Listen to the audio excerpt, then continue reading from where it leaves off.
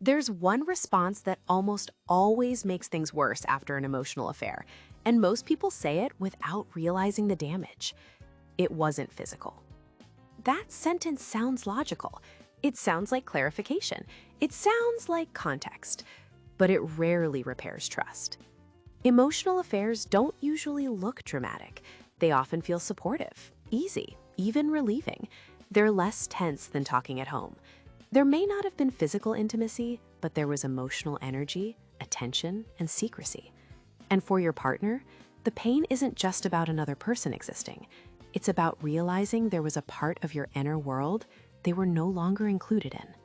That's the injury. That realization destabilizes safety. It raises questions like, where did I stop being the person you turned toward? And what else don't I know? So when you say, it wasn't physical, or I didn't mean for this to happen, those words might be true, but they don't land as repair. They land as minimization. Because in that moment, your partner isn't asking for a definition of cheating. They're asking whether their pain makes sense and whether you understand why trust cracked. Trust isn't rebuilt through explanations. Explanations defend the past. Trust is rebuilt through behavior that protects the future. Through transparency that's offered, not demanded. Through consistency that holds up over time. Through willingly stepping back into shared emotional space instead of guarding your independence. Repair requires a different posture. Less defense, more accountability.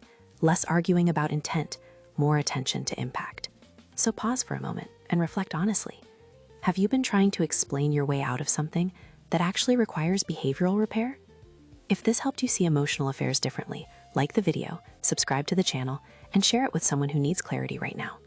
And if you want structure around what actually helps after an emotional affair, download the free guide below. Healing doesn't begin with minimizing. It begins with accountability.